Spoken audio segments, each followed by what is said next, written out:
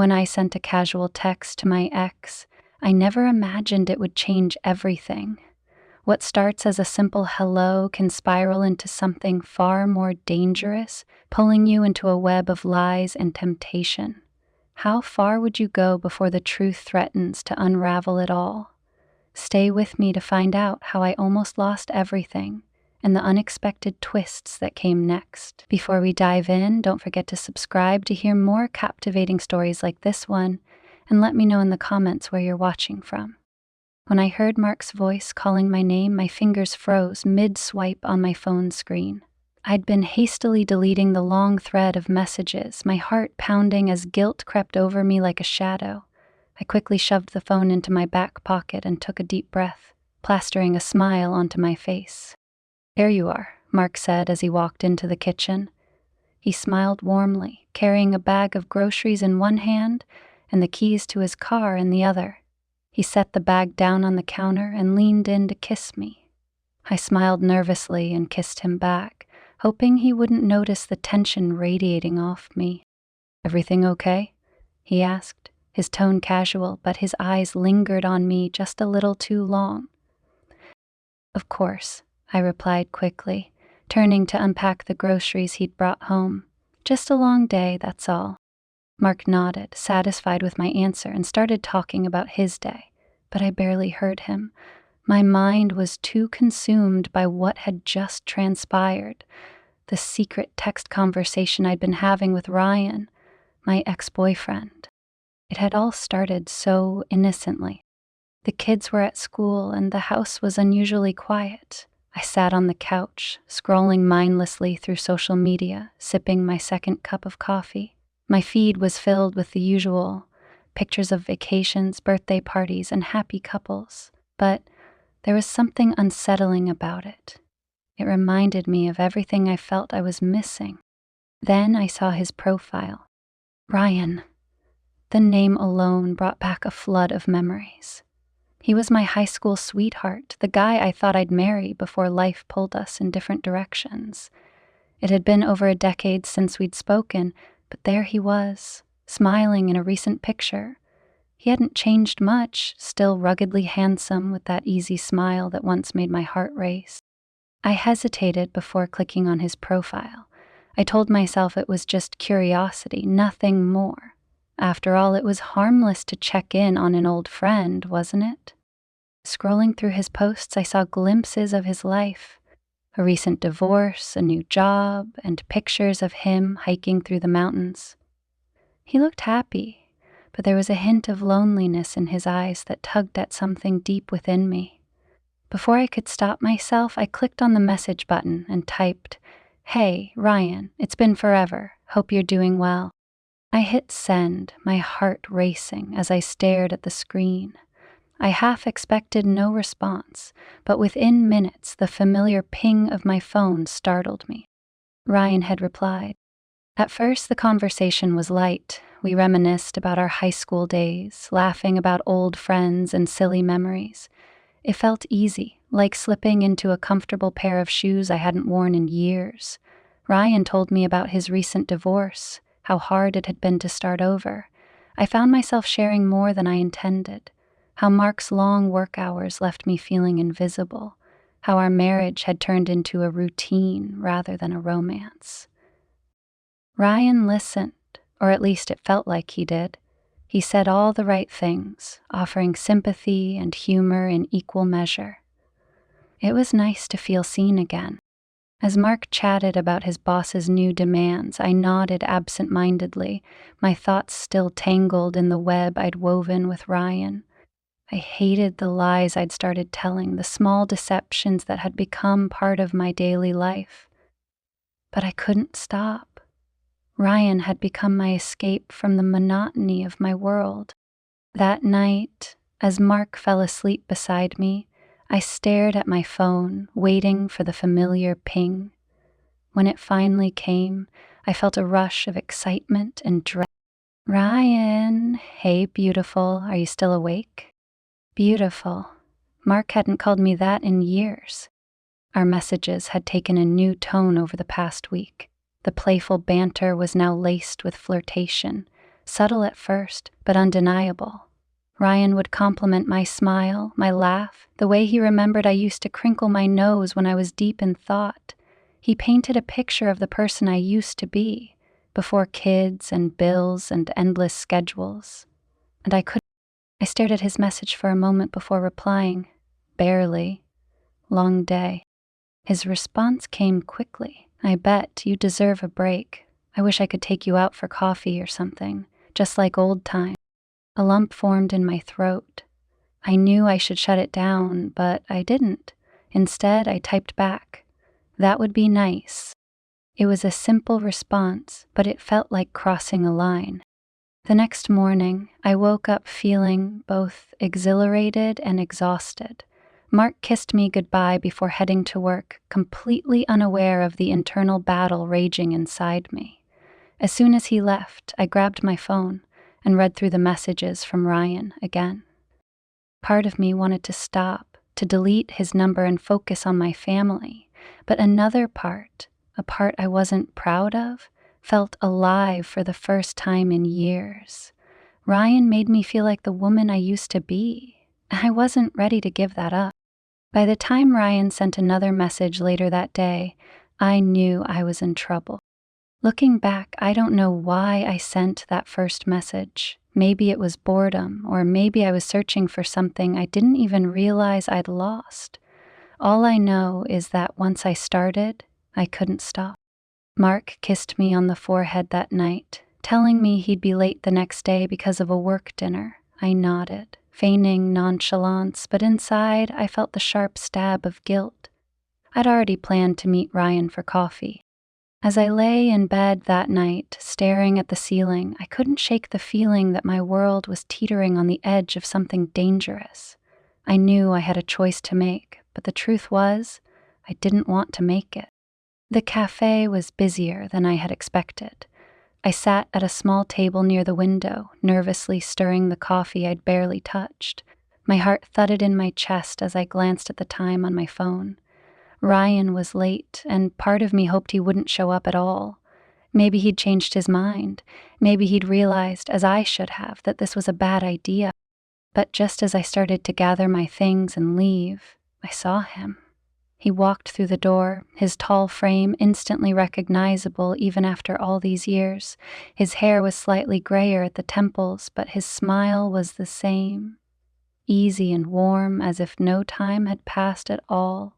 When his eyes met mine, I felt a rush of emotions I couldn't quite name. Nostalgia, excitement, guilt, probably all three. "Emma," he said, his voice like a familiar melody. "You look amazing." I laughed nervously, waving off the compliment. "I don't think yoga pants and a cardigan qualify as amazing." "To me they do," he said with a grin, sliding into the seat across from me. His confidence was disarming, and I found myself smiling despite my nerves. We spent the next hour talking like old friends, sharing stories about our lives since we'd last seen each other. He told me about his divorce, his career changes, and the struggles of starting over in his 40s. I told him about my kids, my husband, and the challenges of balancing it all. But as the conversation flowed, the topics became more personal, the tone more intimate. Ryan reminisced about our high school days, about how he used to sneak notes into my locker and how we'd spend hours driving aimlessly, talking about our dreams. "Do you ever think about those days?" he asked, his voice soft. "All the time," I admitted before I could stop myself. "They were simpler, happier maybe." Ryan leaned forward, his elbows on the table. "I've missed talking to you, Emma. You were always the one person who really understood me." His words hit me harder than I expected. I felt a warmth spreading through me, a feeling I hadn't experienced in years, but it was accompanied by something colder, something sharper. Guilt. I shouldn't be here. I shouldn't be having this conversation, but I couldn't bring myself to leave. When we finally stood to leave, Ryan hugged me. It was meant to be a friendly gesture, but the way he held me lingered just a little too long. His hand brushed the small of my back, and I felt a spark I hadn't felt in years. As we pulled apart, he looked into my eyes and said, I'm glad we did this. I nodded, unable to find the words. My mind was a storm of emotions as I walked to my car, feeling like I had just stepped over an invisible line. That night, Mark asked how my meeting with my college friend had gone. I mumbled something about how it was nice to catch up, my voice too casual, too forced. He didn't press further, but I could feel his eyes on me, searching for something I hoped he wouldn't find. As I lay in bed, staring at the ceiling, my phone buzzed on the nightstand. It was Ryan. "Thanks for today. Seeing you is the highlight of my week." I stared at the screen, my heart pounding. I knew I shouldn't reply. I knew I should put my phone down and focus on the man sleeping beside me. But instead, I typed back, "Same here." The days that followed felt like a blur. Ryan and I texted constantly, our conversations becoming more flirtatious with each passing day. He made me laugh, made me feel beautiful, made me feel wanted in a way I hadn't in years. I started looking forward to his messages more than anything else, checking my phone obsessively for that familiar ping. But with every message, the weight of my guilt grew heavier. I found myself pulling away from Mark, avoiding his touch, making excuses for why I couldn't spend time with him. He noticed the change, of course. He'd always been good at reading me. One evening, as we sat on the couch watching a movie, he turned to me and asked, "Is everything okay between us?" As I drove to meet Ryan, and I couldn't shake the gnawing guilt in the pit of my stomach. But with every mile, the guilt gave way to anticipation. I couldn't remember the last time I'd felt this alive, this wanted. By the time I arrived at the small cabin Ryan had rented, I was Ryan greeted me at the door, his smile lighting up the chilly afternoon. He pulled me into a hug, and for a moment I let myself sink into the warmth of his embrace, pushing all thoughts of Mark and the kids to the back of my mind. Inside, the cabin was cozy and quiet, the kind of place that felt removed from the rest of the world. We spent the afternoon talking, laughing, and reminiscing about the past, but as the sun set and the room grew darker, the air between us shifted. Ryan moved closer, his hand brushing against mine, his eyes searching mine for permission. When he kissed me, it was slow and deliberate, a kiss that unraveled every thread of doubt I had left. The night passed in a blur of passion and intimacy, a world away from the life I'd left behind. For the first time in years, I felt seen, desired, and free. But as the morning light streamed through the cabin's windows, reality came crashing back. I lay in bed beside Ryan, staring at the ceiling, overwhelmed by the weight of what I'd done. "I should go," I whispered, my voice barely audible. Ryan turned to me, his brow furrowed. "Emma, stay a little longer. We've barely had any time." I shook my head, forcing myself to sit up. "I can't. This was a mistake." He reached for my hand, his touch gentle but firm. It didn't feel like a mistake to me. Tears pricked at the corners of my eyes as I pulled my hand away. "It doesn't matter what it felt like. I have to go." Ryan didn't argue. He watched in silence as I gathered my things and left the cabin. As I drove home, the weight of my actions settled over me like a heavy blanket. I couldn't stop replaying "I found this," he said, holding the phone up, "and I couldn't stop myself. I know I shouldn't have invaded your privacy, but I had to know." I felt the blood drain from my face. He cut me off, his voice rising for the first time. "How long, Emma? How long has this been going on?" I looked down at my hands, unable to meet his eyes. "A couple of months," I admitted quietly. "A couple of months?" His voice cracked with disbelief. "And you've been lying to me this whole time? Sneaking around behind my back?" Tears welled up in my eyes, spilling over as I tried to explain. "I didn't mean for it to happen, Mark, I swear. It started as nothing, just a message, catching up with someone from my past. I didn't plan for it to go this far, but it did." His words were sharp, each one like a dagger to my chest. You made a choice, Emma. Over and over again, you chose to lie to me, to betray me. I was lonely. I blurted out, my voice breaking. You're always working, always busy, and I felt invisible. Ryan, he made me feel seen. Mark stared at me, his expression a mix of anger and heartbreak. So, you went to him. Instead of talking to me, instead of trying to fix what was wrong, you ran to someone else. I didn't mean to hurt you, I whispered, my tears falling freely now. I know I made a mistake. I know I betrayed you, and I hate myself for it. But I never stopped loving you, Mark. He stood abruptly, pushing his chair back with a scrape. Loving me didn't stop you from meeting him, from kissing him, from... God, I can't even say it. I flinched at the venom in his voice, at the pain I had caused. Mark, please. I'll do whatever it takes to make this right. I'll cut off all contact with him. I'll go to therapy. Just, please don't give up on us. He didn't respond right away. Instead, he walked to the window, staring out into the darkness. I could see the tension in his shoulders, the battle he was fighting within himself. Finally, he turned back to me, his eyes filled with tears. I need time, Emma.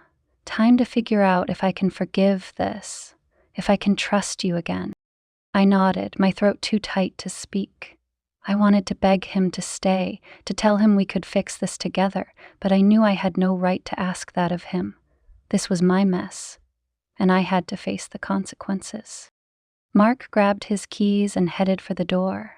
I'm going to stay at Jake's for a few days, he said without looking at me. I need space. And just like that, he was gone. The house felt emptier than it ever had before. I sat at the kitchen table, staring at the spot where he'd been just moments ago, and let the weight of my actions crush me. The guilt, the regret, the shame. It was all consuming. I picked up my phone, my first instinct to message Ryan, to seek comfort in the one person who had been my escape. But as my thumb hovered over his name, I stopped. This wasn't his problem to fix. It wasn't his comfort I needed. What I needed was to confront the person I'd become and figure out how to repair the damage I'd done to my family. The next morning, I made the hardest decision of all. I sent Ryan a message. I can't do this anymore. It's over. Please don't contact me again. His reply came almost instantly. Emma, please don't do this. We can figure it out. I don't want to lose you. I stared at his words, feeling the pull of the connection we'd shared, the temptation to fall back into the safety of his arms. But I knew that safety was an illusion, a temporary escape from the real problems I needed to face. I'm sorry, I typed back. Goodbye, Ryan. For the first time in weeks, I turned off my phone and placed it in a drawer. I couldn't trust myself to keep it near. Not yet. The days that followed were some of the hardest of my life. Mark didn't come home, and I had no idea if he ever would. The kids asked where he was, and I told them he was working late, my heart breaking with every lie I told.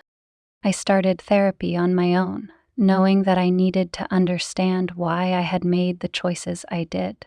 The sessions were painful, forcing me to confront truths about myself I'd been avoiding for years. My loneliness, my need for validation, my fear of being unworthy of love. It all came spilling out. It wasn't easy and it wasn't quick, but slowly I began to feel like I was peeling back the layers of the person I'd become, uncovering the woman I used to be. The house felt like a hollow shell without Mark. Days blurred together as I tried to maintain some semblance of normalcy for the kids, but every moment felt weighed down by the uncertainty of whether I'd destroyed my marriage for good. Every time I walked past the spot where Mark's shoes used to sit by the door, or the bathroom counter now devoid of his toothbrush, I felt the sharp sting of his absence. Therapy became a lifeline. My therapist, Dr. Harper, had an uncanny way of asking questions that peeled back the layers of my actions, forcing me to examine not only what I'd done, but why. "What were you really looking for with Ryan?" she asked during one session. I hesitated, staring at the faint patterns in the office carpet. "I guess I was looking for validation," I admitted. I felt invisible in my marriage, like I didn't matter, and Ryan made me feel seen again. Dr. Harper nodded thoughtfully. "Do you think Ryan truly saw you? Or did he see a version of you that he wanted to believe?" The question hit me like a punch to the gut. I hadn't thought of it that way before, but as I sat there, replaying my interactions with Ryan, I realized how much of myself I'd shaped to fit the fantasy he was offering. I wasn't really being seen. I was just playing a role in his life, and in return, he played one in mine. The realization didn't make the guilt any easier to bear, but it brought clarity I hadn't had before. Mark stayed away for a week. Each day he was gone felt like an eternity. I wanted to call him, to beg him to come home, but I knew he needed space. I had to give him that, even if it hurt. Finally, on a Friday evening, I heard the sound of his car pulling into the driveway. My heart raced as I watched him step out and walk toward the door. He looked tired, like he hadn't been sleeping well, and the sight filled me with equal parts hope and dread. He stepped inside, his eyes briefly meeting mine before glancing away. "I came to talk," he said simply, his voice devoid of emotion. I nodded, leading him into the living room. We sat across from each other on the couch, the silence between us thick and uncomfortable. "I've been doing a lot of thinking," he began, his hands clasped tightly in his lap. "About us, about what happened, and about whether or not I can move past this." I swallowed hard, my throat dry. "And what did you decide?" I asked, my voice barely above a whisper. Mark sighed, running a hand through his hair. "I don't know yet," he admitted. "Part of me wants to pack up my things and walk away, but another part of me still loves you, and I don't want to make a decision I'll regret." Tears welled up in my eyes. "Mark, I'm so sorry," I said, my voice breaking. "I know I hurt you, and I know I don't deserve your forgiveness, but I want to fix this. I want to fix us." He looked at me then, his eyes filled with pain. "How do I trust you again, Emma? How do I know you won't just do this again the next time you feel lonely?" I didn't have an easy answer. "I don't expect you to trust me right away," I said honestly, "but I'm willing to do whatever it takes to rebuild that trust. Therapy, honesty, anything you need."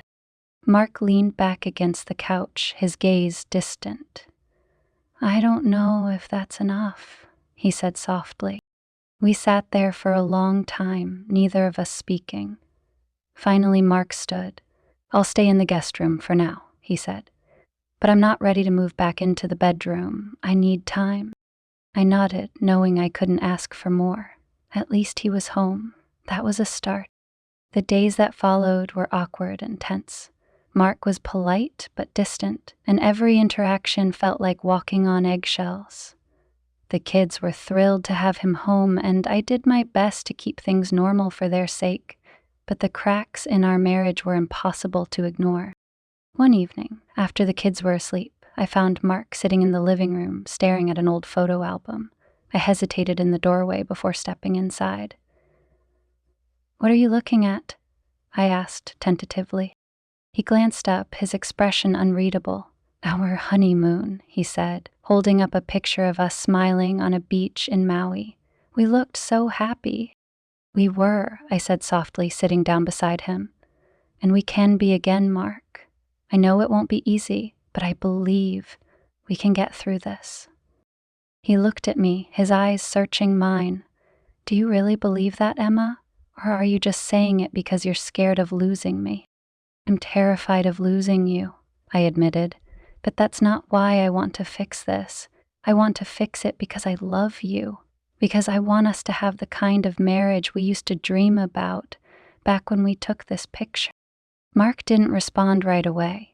Instead, he closed the album and set it aside. "I want to believe you," he said quietly. "I really do. But it's going to take time." "I understand," I said, my voice trembling. "And I'll wait as long as it takes." From that night on, things began to shift, slowly but noticeably. Mark started opening up more, sharing his feelings instead of shutting me out. We began attending therapy together, where we confronted the issues that had driven us apart. His workaholism, my feelings of neglect, the lack of communication that had allowed resentment to fester. It wasn't easy. There were days when it felt like we were making progress, and others when it felt like we were back at square one. But through it all, we kept showing up for each other, even when it was hard. One night, several weeks later, Mark came into the bedroom where I was folding laundry. He stood in the doorway for a moment before speaking. "Emma, I've been thinking a lot about everything, and I want to try again, for real this time." I stared at him, my heart pounding. "You mean it?" I asked, barely daring to believe it. He nodded. "But there's one condition. I need complete honesty from you. No more secrets, no more lies." "You have my word," I said, tears streaming down my face. "No more secrets." Mark stepped forward and pulled me into his arms, holding me tightly. For the first time in what felt like forever, I allowed myself to hope that we could rebuild what we had lost. Mark's arms around me felt like a lifeline, anchoring me to a fragile hope that we could move forward. But even as we stood there in the bedroom, his embrace warm and steady, I knew this was only the beginning of the uphill climb. Words were easy. Rebuilding trust would take time and relentless effort. The following weeks became a slow dance of tentative reconnection. Therapy sessions turned into a space where we could finally voice the unspoken. Mark admitted to feeling overwhelmed by the weight of being the family's primary provider. He confessed that while he thought he was doing the right thing by focusing on his career, he hadn't realized how distant it had made him. I, in turn, laid bare my loneliness and the resentment I'd allowed to grow unchecked. "I don't want to excuse what I did," I told him during one particularly emotional session. "But I think I was looking for something to fill the emptiness I felt inside. And I should have come to you instead of looking elsewhere." Mark looked down, his jaw tightening before he responded. "I just keep thinking if I'd paid more attention, if I'd been there for you more, maybe this wouldn't have happened." "It's not your fault," I said firmly. "I made the choice. I let myself cross that line, but I want to make better choices now, for us." Our therapist nodded, her tone gentle but firm. Healing isn't about assigning blame. It's about understanding what happened and working together to prevent it from happening again.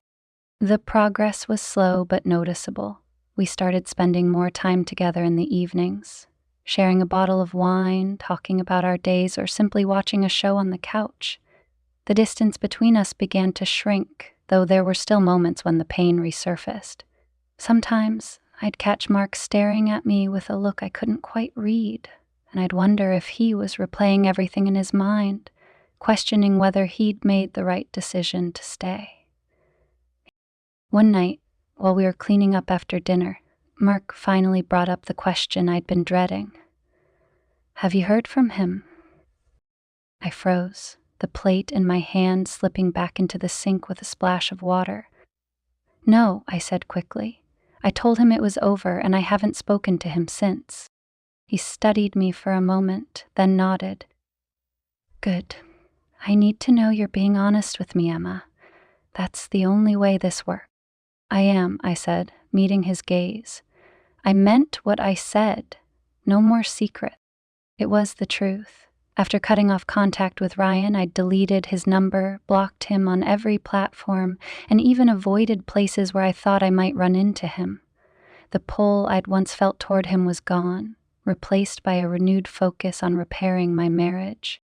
But there were still moments when the guilt felt unbearable, when I couldn't shake the memory of how I'd hurt Mark. One such moment came late at night, when I woke to find him sitting on the edge of the bed, staring out the window. "Mark," I whispered, sitting up, "what's wrong?" He didn't look at me right away. When he finally spoke, his voice was low, almost broken. "I keep wondering if I'm enough for you." Tears filled my eyes as I crawled across the bed and wrapped my arms around him. "You are," I said fiercely. "You always were. I was the one who lost sight of that, not you." He turned to face me, his eyes glassy with unshed tears. "I don't know if I'll ever stop doubting that." "Then let me show you," I said, my voice trembling. "Every day, for as long as it takes, I'll prove to you that you're enough, that this marriage is enough for me." He pulled me into his arms, holding me tightly, and in that moment, I felt the faintest glimmer of hope that we could make it through this together. Our turning point came a few weeks later during a rare weekend getaway. Mark suggested it as a way to reconnect, to step away from the chaos of our lives and focus solely on each other. We left the kids with his parents and drove to a quiet bed and breakfast by the lake. At first, the atmosphere was tense. Being alone together with no distractions forced us to confront the raw emotions that still lingered. But as the weekend went on, the tension began to ease. We went on long walks, shared quiet meals, and talked late into the night, rediscovering the connection we'd lost. One evening, as we sat by the lake watching the sunset, Mark reached for my hand. "Do you remember when we used to talk about growing old together?" he asked. I nodded, my throat tightening. We used to dream about traveling the world, sitting on a porch somewhere, watching the world go by. He smiled faintly. "I still want that. But I need to know you want it too. Not just because you're afraid of losing me, but because you believe in us." "I do," I said, tears streaming down my face. "I want to grow old with you, Mark. I want to build the life we always talked about. And I'll spend the rest of my life making sure you never doubt that." The sunset cast a golden glow over the water as Mark pulled me into his arms. In that moment, I felt the smallest cracks in our relationship begin to mend. When we returned home, things weren't perfect, but they were better. Mark started coming home earlier from work, making time for family dinners and date nights. I, in turn, made a conscious effort to be more present, to focus on the things that mattered most. The kids noticed the change too, their laughter filling the house more often than it had in months. There were still moments of doubt, of pain, but we faced them together, one day at a time. Slowly, trust began to rebuild, like a fragile bridge spanning the divide between us. One evening as we lay in bed, Mark reached over and took my hand. "I'm glad we didn't give up," he said softly. One of the biggest milestones came on an ordinary Tuesday evening. Mark and I were cleaning up after dinner when he turned to me, a thoughtful expression on his face. "I want to talk about renewing our vows." The words caught me off guard. "Renewing our vows?" I repeated, my heart skipping a beat. He nodded. "We've been through hell and back, Emma, but we're still here.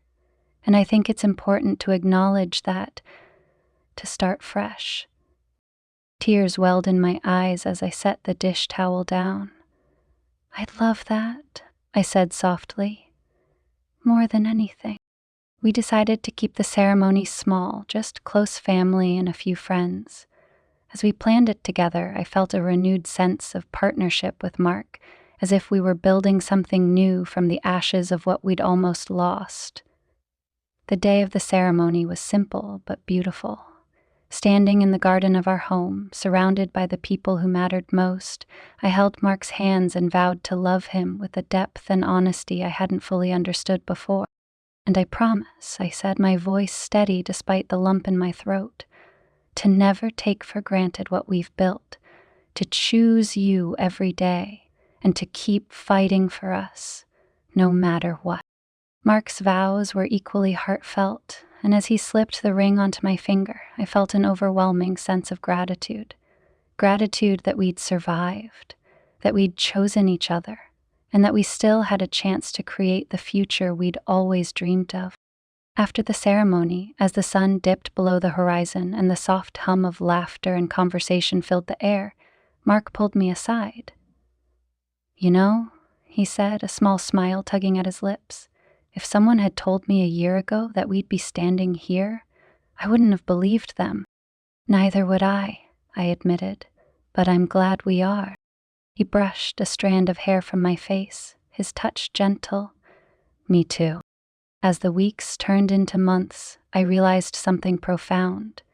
The affair hadn't just been a breaking point for our marriage, it had been a mirror, forcing us to confront the cracks that had been there all along. It didn't justify what I'd done, but it helped me understand why it had happened, and it gave us the tools to prevent it from happening again. One evening, while sitting on the porch, Mark turned to me with a question that had been lingering in the back of my mind for months. "Do you ever think about him?" he asked, his tone neutral. It was a question I knew would come eventually, and I was prepared to answer it honestly. "Sometimes," I admitted. "Not because I miss him, but because I think about how close I came to losing everything that mattered. He was a symptom of something broken in me, not the cause. And that's what I focus on now, fixing the things in myself that allowed it to happen." Mark nodded, his expression thoughtful. "I think that's what makes me believe we can do this. You're not just trying to fix us, you're trying to fix you too." "I have to," I said. "For you, for the kids, for myself." From that day forward, the weight of Ryan's presence in my life began to fade. He became less of a memory and more of a lesson, a reminder of what could happen if I let complacency take hold again. And with every day that passed, I became more committed to being the wife, mother, and partner I wanted to be. One night, as Mark and I lay in bed, he reached over and took my hand. "Do you think we're stronger now?" he asked, his voice soft in the darkness. "I think we're different," I replied. "But maybe that's a good thing. We're not pretending everything is perfect anymore. We're facing it, flaws and all." He squeezed my hand, and I felt the quiet strength of his presence beside me. "I think you're right, and I think we're going to be okay." As I drifted off to sleep, I realized that while the road we'd traveled had been painful and messy, it had also brought us to a place of deeper understanding. We weren't the same people we'd been when we first fell in love, but we were still us, imperfect, resilient, and willing to fight for each other. And for the first time in a long time, I felt at peace.